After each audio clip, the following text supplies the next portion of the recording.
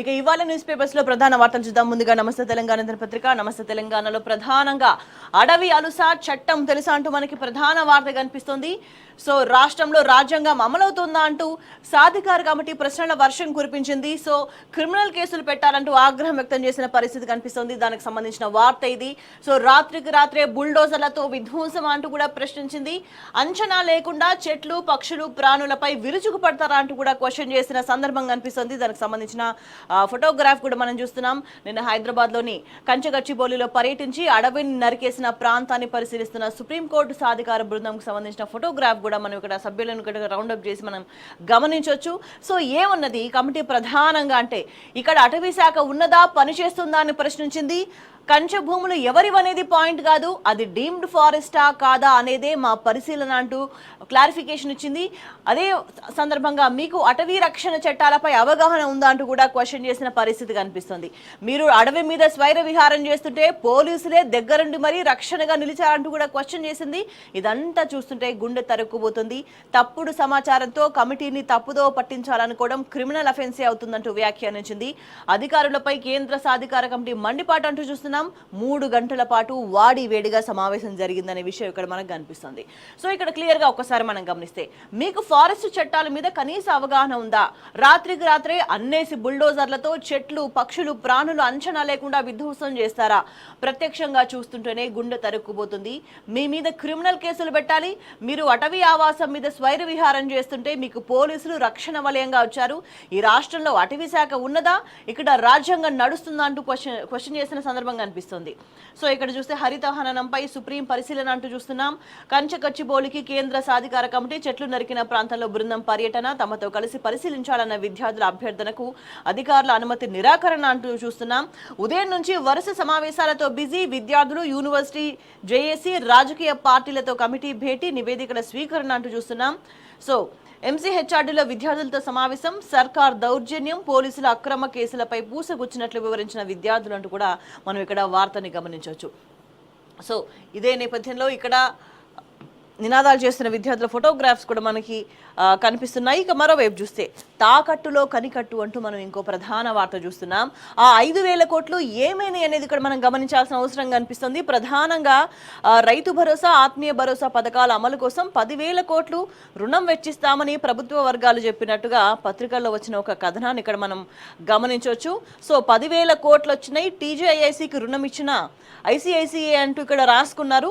ఇక్కడ ప్రధానంగా గమనిస్తే సంస్థ ఖాతాలో జమ అయిన సొమ్ము 400 ఎకరాల తనఖాతో రుణ సేకరణ, 10 ఏళ్లలో తిరిగి చెల్లించనున్న టీజీఐఐసి. సో ఇక్కడ ఎఫ్ఆర్బిఎం పరిధిలోకి రాకుండా రుణం పొందేందుకు భూమి బదిలీ చేసిన సర్కార్ అంటూ ఇక్కడ ప్రధానంగా మెన్షన్ చేసిండ్రు. అప్పుడు వాళ్ళు పబ్లిష్ చేసుకున్న దాంట్లో రైతు భరోసా, రైతు కూలీలకు 12,000 భృతికి ఈ నిధులను వినియోగించనున్న ప్రభుత్వం అనేది ఇక్కడ వాళ్ళ పత్రికలో అప్పుడు రాసుకున్న పరిస్థితి. సో దీనికి సంబంధించి ఒకసారి గమనించినట్లయితే కంచగచ్చిబౌలి భూ వ్యవహారంలో అన్ని అనుమానాలే అంటూ చూస్తున్నాం. ఐసిఐసిఐకి 400 ఎకరాలు తాకట్టు పెట్టిన రేవంత్ సర్కార్ సో 170 కోట్ల కమిషన్ ఇచ్చి మరీ 10,000 కోట్ల రుణం తీసుకున్న విషయం ఇక్కడ మనకు చాలా స్పష్టంగా కనిపిస్తుంది. సో ఆ డబ్బుతో రైతు భరోసా, ఆత్మీయ భరోసా ఇస్తామని లీక్లు, గత డిసెంబర్ 28న ప్రభుత్వ ఖాతాలోకి తాకట్టు పైసలు జమ. మరి భరోసాకు ఇంతవరకు 5,000 కోట్లు ఖర్చు చేసిన సర్కార్ ఇప్పటికీ సగం మంది రైతులకు కూలీలకు అందని భరోసా. మరి మిగిలిన 5,000 కోట్ల సొమ్ము ఎటు దారి మళ్ళింది అనేది ఇప్పుడు ప్రధానంగా ప్రశ్నగా మారింది. సో అదే డబ్బుతో కాంట్రాక్టర్లకు బిల్లులు చెల్లించినట్లుగా ఆరోపణలు వస్తున్నాయి. ముగ్గురి కోసం పప్పు బెల్లాలా పంచిపెట్టారని అనుమానాలు అనేది మనం ప్రధానంగా గమనించవచ్చు. సో గత ప్రభుత్వ అప్పులపై తప్పుడు మాటలు, మరి ఇప్పుడు అంటూ మనకి ఇక్కడ క్వశ్చన్ మార్క్ కనిపిస్తుంది. ప్రధానంగా చూస్తే సంక్షేమ పథకాలు, ఆస్తుల కల్పన, వ్యవసాయ రంగ పురోగతి కోసం కేసీఆర్ ప్రభుత్వం రుణం తీసుకొస్తే అప్పుల మీద ఇప్పటికీ రేవంత్ సహా కాంగ్రెస్ నేతలు గగ్గోలు పెడతానే ఉన్నారు. సో అధికారంలోకి వచ్చి 1.5 ఏళ్ల కావస్తున్నా ఇంకా గత ప్రభుత్వాన్ని అప్పులపై నిందిస్తూనే ఉన్నారు. అదే సమయంలో 1,60,000 కోట్ల అప్పు చేసిన రేవంత్ ప్రభుత్వం ఏ సంపద సృష్టించిందో, ఏ సంక్షేమానికి సంపూర్ణంగా ఖర్చు చేసిందో అంతుపట్టని విషయంగా మారింది. సో కంచగచ్చిబౌలిలోని 400 ఎకరాలపై ఐసిఐసిఐ బ్యాంక్ నుంచి 10,000 కోట్ల రుణం తీసుకున్న ప్రభుత్వం అదంతా రైతుల కోసమే అని నమ్మబలికింది.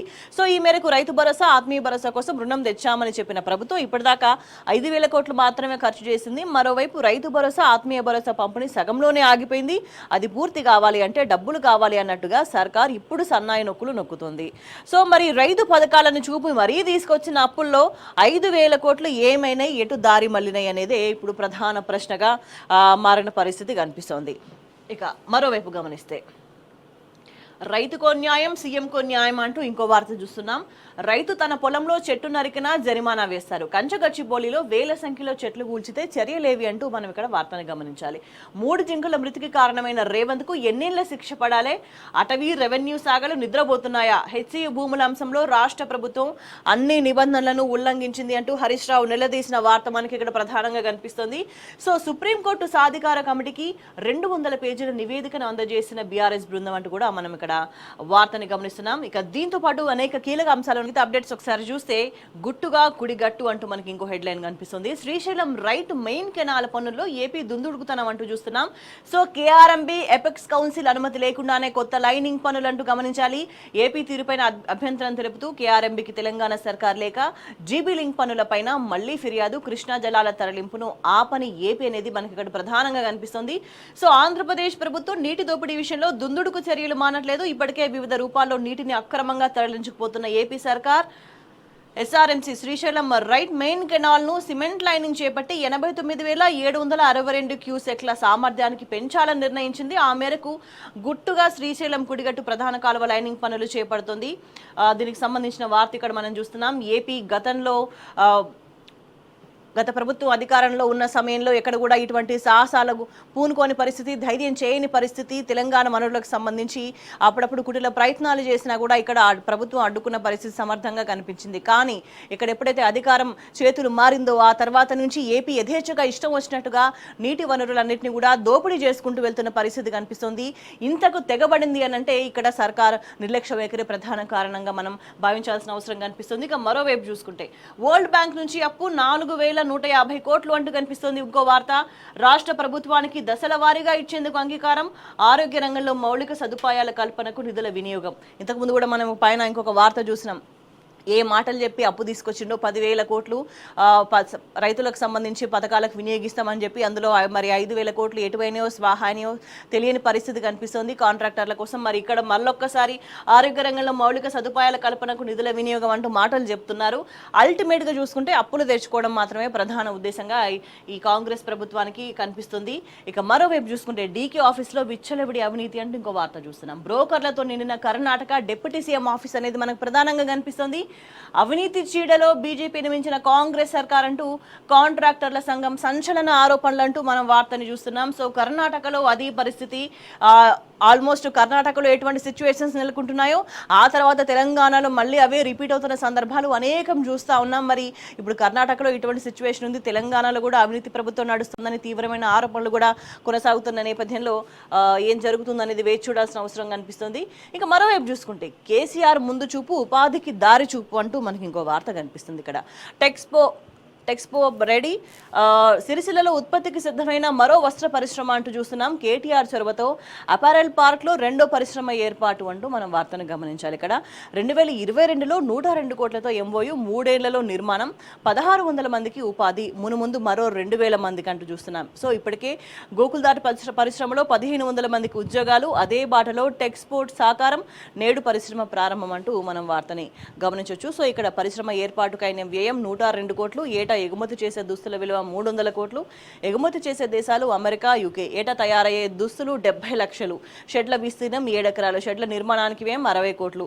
సో పరిశ్రమలోని కుట్టు మిషన్ల సంఖ్య 1000, ఉపాధి పొందనున్న మహిళలు 1,600 మంది, 3 ఏళ్లలో లభించే ఉద్యోగాలు 2,000 అంటూ మనం ఇక్కడ చూస్తున్నాం. సో నాడు సంకల్పించిండ్రు కేసీఆర్, ఇవాళ కళ సాకారమైన పరిస్థితి కనిపిస్తుంది. దానికి నిదర్శనమే. సో గత ప్రభుత్వం అప్పులు చేసింది ఎక్కడ పెట్టింది, ఏం చేసిందనంటే రాష్ట్రంలో ఒక అభివృద్ధి జరగడానికి పునాదులు వేసిన పరిస్థితే కనిపిస్తుంది. కానీ ఈ ప్రభుత్వం ఏం చేస్తుందనంటే 1,60,000 కోట్లకు ఎక్కడా లెక్కాపత్రం లేని పరిస్థితే కనిపిస్తుంది. ఇక మరోవైపు ఇక్కడ చూస్తే కీలకంగా విధ్వంసంపై ఏకరువు అంటూ చూస్తున్నాం. కంచగొచ్చిబౌలిలో కేంద్ర కమిటీ పర్యటనకు సంబంధించి ఇక్కడ చెట్లు నరికిన ప్రాంతంలో బృందం పరిశీలన చేసిన విషయం ఇక్కడ మనకు కనిపిస్తుంది. ఈ నేపథ్యంలో డాక్యుమెంట్స్, ఫొటోస్ అందించింది బీఆర్ఎస్. ఈ దాష్టికానికి సంబంధించి పూసగుచ్చినట్టు హెచ్సియుజేఎస్ నుంచి 5 విద్యార్థులు, ఏబీపీ నుంచి మరో 5 విద్యార్థులతో కమిటీ సభ్యులు సమావేశమైనరు. ఏం జరిగింది, ఏ విధంగా ప్రభుత్వ చర్యలున్నాయనే దానికి సంబంధించి ఈ కమిటీకి పూర్తి స్థాయిలో విద్యార్థులు వివరించిన సిచ్యువేషన్ కనిపిస్తుంది. మరోవైపు హెచ్సియు పాలక మండలితో భేటీ అయింది ఈ బృందం. కీలక సమాచారం సేకరించి మరోసారి పర్యటన అంటూ మనం ఇక్కడ చూస్తున్నాం వార్తని. సో క్షేత్రస్థాయి పర్యటనలో సాధికార కమిటీ కీలక సమాచారం సేకరించింది. జీవ వైవిధ్యం మీద కాంగ్రెస్ సర్కార్ చేసిన దౌర్జన్యం, జీవవర్ణాన్ని దెబ్బతీసేలా వృక్ష సంపద, వన్యప్రాణుల మీద జరిగిన విధ్వంసం, విద్యార్థులపై పోలీసుల దౌర్జన్యం, బనాయించిన అక్రమ కేసుల వంటి విషయాలన్నీ సేకరించినట్టు సమాచారం. సో తొలి రోజు విద్యార్థులతో భేటీగా ఇవాళ పర్యావరణ అటవీ శాఖ నిపుణులతో సమావేశమయ్యే అవకాశం ఉంది అని తెలుస్తుంది. సో పలు దఫాల సమావేశాల తర్వాత నివేదికను సుప్రీంకోర్టుకు అందజేస్తామని కమిటీ సభ్యులు వివరించిన సందర్భం కనిపిస్తుంది. సో ఇక్కడ పరిశీలనలో విద్యార్థులకు అనుమతి నిరాకరణ అంటూ చూస్తున్నాం. కాంగ్రెస్ సర్కార్ చెట్లు నరికిన ప్రాంతాన్ని కమిటీ సభ్యులకు తామే స్వయంగా చూపించడానికి అనుమతి ఇవ్వాలని విద్యార్థులు కోరిండ్రు. తమకు కాంగ్రెస్ సర్కార్ పోలీసులపై నమ్మకం లేదని, కమిటీ సభ్యులకు విధ్వంసం జరిగిన ప్రాంతం మొత్తాన్ని చూపించారని అనుమానం వ్యక్తం చేశారు. తమతో కలిసి మరోసారి యూనివర్సిటీలో కమిటీతో పర్యటించడానికి అవకాశం కల్పించాలని కోరిండ్రు. అయితే క్యాంపస్లో గంటకు పైగా గడిపిన కమిటీ సభ్యులు అక్కడి నుంచి నేరుగా మధ్యాహ్నం 12 గంటలకు ఎంసీహెచ్ఆర్డీకి చేరుకుని అక్కడ విద్యార్థి జేఏసీ ప్రతినిధులతో మాట్లాడిన సందర్భం కనిపిస్తుంది. సో ఈ నేపథ్యంలో ఏం జరిగింది భూములకు సంబంధించిన దానికి ప్రధానంగా అన్ని డీటెయిల్స్ తీసుకుంది. ఇక మరోవైపు ఇక్కడ చూస్తే ప్రధానంగా సర్కార్ తాజా టార్గెట్ మామిడిపల్లి ల్యాండ్స్ అంటూ మనం ఇంకొక వార్త చూస్తున్నాం ఇక్కడ. సో 468 ఎకరాలను స్వాధీనం చేసుకుని చుట్టూ ఫెన్సింగ్, తహసీల్దార్ నుంచి రికార్డులు తెప్పించుకుంటున్న అధికారులు, భూ బదలాయింపు జరగకముందే బోర్డులు పాతిన టీజీఐఐసి అంటూ చూస్తున్నాం. సో ఈ నేపథ్యంలో ఈ భూములకు సంబంధించి సర్కార్ వీటిని తాకట్టు పెడుతుందా, వేలం వేస్తుందా అనేది మరో ప్రధాన ప్రశ్నగా ఉన్న పరిస్థితి కనిపిస్తుంది. సో ఇప్పటికే భూ బదలాయింపు జరగకముందే బోర్డులు పాతేసిన పరిస్థితి కనిపిస్తుంది టీజీఐఐసి.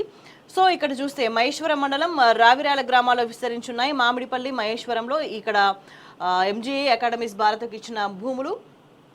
రావిరాలలోని సర్వే నెంబర్ 1/1లో 86.34 ఎకరాలు, మామిడిపల్లి గ్రామ పరిధిలో సర్వే నెంబర్ 99/1లో 420 ఎకరాల వరకు ప్రభుత్వ భూమి ఉంది. సో ఇక్కడ నుంచే చంద్రబాబు ప్రభుత్వం కేటాయింపులు చేసింది. గత ఏడాది మార్చిలో తీర్పు వచ్చిన తర్వాత కాంగ్రెస్ ప్రభుత్వం భూముల మీద దృష్టి సారించింది. ఇందులో దాదాపు 200 ఎకరాల భూములు ప్రైవేటు వ్యక్తుల చేతుల్లో ఉన్నాయనే విషయం ఇక్కడ మనకు చాలా క్లియర్గా కనిపిస్తుంది. భారీ పోలీసు బలగాలను మోహరించి వాళ్ళందరినీ కూడా అక్కడి నుంచి ఖాళీ చేయించిండ్రు. అయితే ఇందులో మహారాజా రాజాసింగ్ మనవరాలు శాలిని కూడా ఉన్నట్టు తెలిసింది. ఆ భూమి తనదే అంటూ ఆమె సుప్రీంకోర్టును ఆశ్రయించినట్టు స్థానికులు చెప్తున్నారు. సో అయితే ప్రభుత్వం ఈ భూములను స్వాధీనం చేసుకున్న తర్వాత టీజీఐఏసీ ఆధ్వర్యంలో చుట్టూ ఫెన్సింగ్ ఏర్పాటు చేయించింది. అంతేకాకుండా ఆ భూములు టీజీఐఏసీకి చెందినవి అంటూ బోర్డులు కూడా ఏర్పాటు చేసిన పరిస్థితి చాలా స్పష్టంగా కనిపిస్తుంది. రికార్డుల్లో మాత్రం ఆ భూమి హక్కులు రెవెన్యూ శాఖ నుంచి టీజీఐఏసీకి బదలాయింపు జరగలేదు అనే సమాచారం ఇక్కడ కనిపిస్తుంది. కానీ ప్రభుత్వానికి దృష్టి అంతా కూడా భూముల మీదనే ఉంది. ఎక్కడెక్కడ భూములు ఉంటాయో ఎక్కడెక్కడ ఆ భూములను అమ్ముకోవాలా అన్నట్టుగా చూస్తుంది. సో ఇక్కడ రంగారెడ్డి జిల్లా బాలాపూర్ మండలం మామిడిపల్లిలోని భూములకు సంబంధించిన ఫోటోగ్రాఫ్ కూడా మనకి ఇక్కడ చాలా క్లియర్గా కనిపిస్తుంది. ఇక మరోవైపు మిగతా అప్డేట్స్ ఒకసారి చూస్తే ప్రధానంగా ఇక్కడ ఎంసీఆర్ హెచ్ఆర్డీకి సంబంధించి అక్కడ హెచ్సియు స్టూడెంట్స్తో సమావేశమైన సుప్రీంకోర్టు కమిటీ సభ్యుల బృందంకి సంబంధించిన ఫోటోగ్రాఫ్ కనిపిస్తుంది. ఇక్కడ ఒక్కసారి గమనించినట్లయితే ఆ భూములు ఎంతో ప్రత్యేకం అనేది ఇక్కడ చూస్తున్నాం. హెచ్సియు అడవిలో అరుదైన వృక్ష వైవిధ్యం, భిన్నజాతి మొక్కల పెరుగుదలకు అనువైన నేల అంటూ 10 ప్రాంతాల్లో ప్లాంట్ సైన్స్ విభాగం ట్రీ సర్వే, 1 చదరపు కిలోమీటర్లోనే 26 జాతుల మొక్కలు, 100 ఎకరాల్లో 78,914 చెట్లు ఉన్నట్టుగా గుర్తింపు. సో 400 ఎకరాల్లోనూ వైవిధ్యం ఉన్నదన్న ప్రొఫెసర్లు. అనుమతిస్తే సర్వే చేసి నిరూపిస్తామని విద్యార్థులు కూడా చెప్పిన పరిస్థితి కనిపిస్తుంది. ఇక మరోవైపు చూసుకుంటే ప్రభుత్వం చెప్పేవన్నీ అబద్ధాలే అంటూ ఇంకొక వార్త గమనించవచ్చు మనం. ఇక్కడ హెచ్సియు పరిధిలో 400 ఎకరాల్లో అడవి లేదు, జీవ వైవిధ్యం లేదు అని ప్రభుత్వం తప్పుడు ప్రచారం చేస్తుంది. యూనివర్సిటీలోని ప్లాంట్ సైన్స్, ఈకాలజీ విభాగాల ఆధ్వర్యంలో చేపట్టిన సర్వేలో హెచ్సియు పరిధిలోని భూములు విలువైన జీవ వైవిధ్యానికి కేంద్రం అని స్పష్టమైంది. ప్రభుత్వం మాకు అవకాశం ఇస్తే 400 ఎకరాల్లో సర్వే చేసి అక్కడ అటవీ మొక్కలు ఉన్నట్టు నిరూపిస్తాం. ఇప్పటికైనా అసత్య ప్రచారాలు మానేసి ఆ భూములను పరిరక్షించాలి. హైదరాబాద్కు ఆక్సిజన్ను అందించే దట్టమైన అటవీ సంపదను కాపాడి ప్రభుత్వం తన చిత్తశుద్ధిని చాటుకోవాలి అంటూ సాకే ప్రవీణ్ అనే ప్లాంట్ సైన్స్ రీసెర్చ్ స్కాలర్ హెచ్సియుకు సంబంధించి అతను చెప్పిన విషయం ఇక్కడ మనకి చాలా క్లియర్గా కనిపిస్తుంది. ఇక రైతుకో న్యాయం, సీఎంకో న్యాయం అంటూ ప్రశ్నించిన సందర్భం కనిపిస్తుంది బీఆర్ఎస్ నేత హరీష్ రావు. సో హెచ్సియు భూముల అంశంలో ప్రభుత్వ నిబంధనల ఉల్లంఘన, రాత్రి వేళల్లో అటవీ సంపదను కూల్చివేత, ప్రమాదంలో వన్యప్రాణుల ప్రధానుల మనగడుంది. సుప్రీం హైకోర్టు తీర్పులను బేఖాతరు చేసిండ్రు. అటవీ వన్యప్రాణి చట్టాలకు తూట్లు పొడిచిండ్రు. కంచె చేను వేసినట్టుగా కాంగ్రెస్ సర్కార్ వ్యవహారం ఉంది అంటూ మాజీ మంత్రి హరీష్ రావు మండిపడ్డ పరిస్థితి. సెంట్రల్ కమిటీకి హరీష్ నేతృత్వంలోని బీఆర్ఎస్ బృందం నివేదిక ఇచ్చింది. 200 పేజీల డాక్యుమెంట్స్, ఫొటోస్ అందజేసిన పరిస్థితి కనిపిస్తుంది. ఇక్కడ ప్రధానంగా నేరపూరిత నిర్లక్ష్యం కనిపిస్తలేదా అంటూ క్వశ్చన్ చేసిన సందర్భం కనిపిస్తుంది. ఆవాసాలు కోల్పోయి జంతువులు ఇళ్లలోకి వస్తున్నాయి. 3 జింకలు చచ్చిపోయినాయి. జింకను చంపినందుకు బాలీవుడ్ నటుడు సల్మాన్ ఖాన్ ను జైల్లో పెట్టిండ్రు. మరి 3 జింకలను చంపితే రేవంత్ రెడ్డిపై ఏం చర్యలు తీసుకోవాలి, ఈ ప్రభుత్వంపై ఏ చర్యలు తీసుకోవాలి, 7 ఏళ్ల శిక్ష వేయాలని చట్టం ఉంది. మరి హైదరాబాద్ నడిబొడ్డున 400 ఎకరాల్లో పర్యావరణ విధ్వంసం జరిగితే ఇక్కడే ఉన్న పీపీబీ, అటవీ శాఖ, రెవెన్యూ శాఖలు ఏం చేస్తున్నాయి, నిద్రపోతున్నాయి అంటూ హరీష్ రావు ప్రశ్నించిండ్రు. సో ఇక్కడే ఇవాళ రేవంత్ రెడ్డి చేస్తున్నది ఏంటి అని కూడా క్వశ్చన్ చేసిన సందర్భం కనిపిస్తుంది. సో ఒక చెట్టు నరికితే 2 చెట్లు నాటాలి అనే నిబంధన ఉంది. అట్లా అనుమతి పొందిన తర్వాత చెట్టు కొట్టాలి. కానీ కంచగచ్చిబౌలి భూముల విషయంలో ప్రభుత్వం ఎలాంటి దరఖాస్తు పెట్టలేదు. అటవీ శాఖ అనుమతి తీసుకోలేదు. వేలాది చెట్లను పీకి పడేశారు. చెట్లు కొట్టడానికి రక్షణ కల్పించాలని పోలీస్ స్టేషన్స్ లో టీజేఏసీ దరఖాస్తు చేసింది. ఇది పోలీసులు ఇది చట్టబద్ధమైందా కాదా అని ఆలోచన చేయాలి. చెట్లు నరకడానికి ఫారెస్ట్ అనుమతి ఉందా, వాల్టా చట్టం అనుమతి ఉందా తెలుసుకొని పోలీసులు అనుమతి ఇవ్వాలి. కానీ పోలీసు రక్షణలో రాత్రింబవళ్ళు 50 బుల్డోజర్లు పెట్టి చెట్లను ఊచకోత కోసిండ్రు అంటూ హరీష్ రావు వ్యాఖ్యానించిన సందర్భం ఇక్కడ కనిపిస్తుంది. ఈ నేపథ్యంలో అధికారుల గుండెల్లో గుబ్బులు మొదలైంది. సో ఈ కమిటీ ఏం మాట్లాడబోతుంది, ఇప్పటికే మాట్లాడిన మాటలను బట్టి చూస్తుంటే మీ మీద క్రిమినల్ కేసులు నమోదు చేయాలి అంటూ కమిటీ మాట్లాడిన నేపథ్యంలో అధికారులంతా కూడా హడలిపోతున్న పరిస్థితి కనిపిస్తుంది. ఇక మరోవైపు చూసుకుంటే ప్రధానంగా ఆర్టీసీలో ఎస్ఆర్బీఎస్ ఎత్తివేత అంటూ క్వశ్చన్ మార్క్ కూడిన వార్త చూస్తున్నాం. 20,000 మంది పట్టుకొట్టే ప్రయత్నం, రిటైర్డ్ ఉద్యోగుల స్కీమ్కు సంస్థ ఎసరు అంటూ క్వశ్చన్ మార్క్ కూడిన వార్త కనిపిస్తుంది. దీనంతటినీ కూడా వెనక్కు తీసుకోవాలని జేఏసీ డిమాండ్ చేస్తున్న పరిస్థితి కనిపిస్తుంది. సో ఇక్కడ ఆర్టీసీ రిటైర్డ్ ఉద్యోగులకు ఆదరవుగా ఉన్న స్టాఫ్ రిటైర్మెంట్ బెనిఫిట్ స్కీమ్ను క్రమంగా మూసేసే కుట్రకు ఆర్టీసీ తెరదీసిందని కార్మిక సంఘాల జేఏసీ నేతలు ఆవేదన వ్యక్తం చేస్తున్న పరిస్థితి ఇక్కడ కనిపిస్తుంది. సో ఈ స్కీమ్ను ఎత్తివేసేందుకు ప్రయత్నిస్తే కనుక జేఏసీ ఆధ్వర్యంలో జరిగే ఆందోళనలకు యాజమాన్యమే బాధ్యత వహించాల్సి ఉంటుందని వాళ్ళు హెచ్చరించిన సిచ్యువేషన్ కనిపిస్తుంది. మరోవైపు ఇక్కడ సారు ఇండ్లు ఇవ్వరు అని అంటూ ఇంకో వార్త చూస్తున్నాం. ఖమ్మం జిల్లా తిరుమలాయపాలెంలో పేదవాళ్లకు ఇండ్లు ఇవ్వండి సార్ అంటూ మంత్రి పొంగులేటి చేతులు పట్టుకొని బతిమలాడుతున్న మహిళలు అంటూ ఫోటోగ్రాఫ్తో కూడిన వార్త చూస్తున్నాం. సో దశల వారీగా మంజూరు చేస్తామని హామీ ఇచ్చిన మంత్రి ప్రశ్నించిన వారిని అదుపులోకి తీసుకున్నారు పోలీసులు. ఎక్కడ చూసినా వీళ్ళ వ్యవహార శైలి ఇంత. ఎవరైనా ప్రశ్నిస్తే వాళ్ళని అదుపులోకి తీసుకోవడం, ఎవరైనా ప్రశ్నించి మాట్లాడితే వాళ్ళ మీద కేసులు పెట్టడం, ఇదే ప్రధానంగా కనిపిస్తున్న సిచ్యువేషన్ కనిపిస్తుంది. ఇంకోవైపు ఆ 5,000 కోట్లు ఏమయ్యాయి అనేది ప్రధాన ప్రశ్న కనిపిస్తుంది. సో ఆ సొమ్ముతో రైతు భరోసా, ఆత్మీయ భరోసా ఇస్తామంటూ అనుకూల మీడియాకు లీక్స్ ఇచ్చిండ్రు. కానీ ఇప్పుడు ఏం జరిగింది, మరి 5,000 కోట్లు మాత్రమే ఖర్చు చేసిన పరిస్థితి కనిపిస్తుంది. రైతు భరోసాకు సంబంధించి ఇంకా సగం మంది రైతులకు పెట్టుబడి సాయం అనేది అందనే లేదు. మరి మిగిలిన 5,000 కోట్లు ఏమైపోయినాయి? ఆ ముగ్గురికి కూడా పప్పు బెల్లాలా మంచి పెట్టేశారా? దీని వెనక ఉన్న సర్కారు పెద్దలు ఎవరు అనేది ప్రధానంగా ప్రశ్న వస్తుంది. ప్రభుత్వ బ్యాంకులు ఉండగా ప్రైవేటు బ్యాంకు దగ్గర ఎందుకు తాకట్టు పెట్టినట్టు అనేది కూడా ఇప్పుడు కీలకంగా ప్రశ్న రేకెత్తుతున్న సందర్భం కనిపిస్తుంది. అయితే మరోవైపు చూసుకుంటే తాకట్టు పెట్టిన 3 నెలల్లోనే అమ్మడం ఎందుకు? ఆ కంపెనీల్లో నేతలకు వాటాలే కారణమా అనేది మరోవైపు ఇక్కడ ఒక ప్రధానంగా ప్రశ్న తలెత్తుతుంది. సో కంచగచ్చిబౌలిలో 400 ఎకరాల భూములను ప్రభుత్వం గత సంవత్సరం డిసెంబర్లో ఐసిఐసిఐ బ్యాంకుకు తాకట్టు పెట్టింది. మరి 10,000 కోట్ల రుణాన్ని తీసుకుంది. 3 నెలల క్రితమే తాకట్టు పెట్టిన భూమిని ఇప్పుడు ఏకంగా అమ్మాలని నిర్ణయించింది. అటువంటప్పుడు భూమిని ఎందుకు తాకట్టు పెట్టినట్టు అనే అనుమానాలు కూడా వ్యక్తమవుతున్నాయి. మరి ఈ నిర్ణయం వెనక భారీ కుట్ర ఉన్నదనే ఆరోపణలు కూడా వినిపిస్తున్నాయి. ఈ భూమిని పలు సాఫ్ట్వేర్ కంపెనీలకు విక్రయించాలని భావించినట్టుగా తెలుస్తుంది. సో ఆయా సాఫ్ట్వేర్ కంపెనీలో ప్రభుత్వంలోని ఒక 3 కీలక వ్యక్తులకు వాటాలు ఉండడమే ఎందుకు ప్రధాన కారణం అనే అనుమానాలు కూడా సీరియస్ గా వ్యక్తమవుతున్న పరిస్థితి. సో ముందుగానే ఈ సదరు కంపెనీలతో మాటామంతి పూర్తి చేసుకుని ఆ భూమిని అగ్గో ధర కట్టబెట్టేందుకు నిర్ణయించుకున్నారనే ఆరోపణలు కూడా వినిపిస్తున్నాయి. ఈ నేపథ్యంలోనే ప్రధానంగా ఇక్కడ చూసుకుంటే కమిషన్ల కోసమే ప్రైవేటు బ్యాంకుకు అప్పగించారా అనే అనుమానాలు కీలకంగా వ్యక్తమవుతున్నాయి.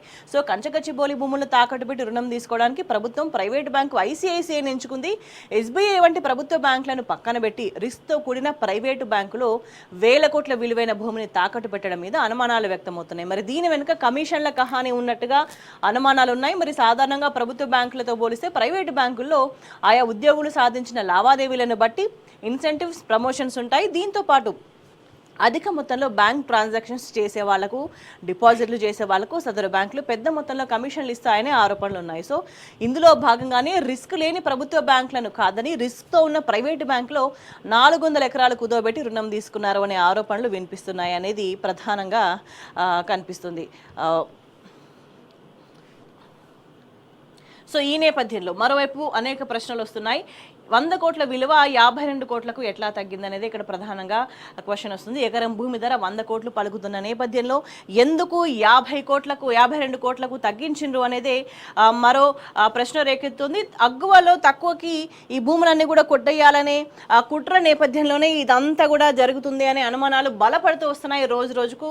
ఈ నేపథ్యంలో ఏదైతే అబద్ధాలు చెప్పి ఈ 10,000 కోట్లు తీసుకొచ్చిందో ఈ నేపథ్యంలో మరి రైతు భరోసా లెక్కలకు సంబంధించి ప్రశ్నిస్తున్న సందర్భంలో సర్కారు మౌనం వహిస్తున్నట్టుగా ఇక్కడ చాలా క్లియర్గా కనిపిస్తుంది.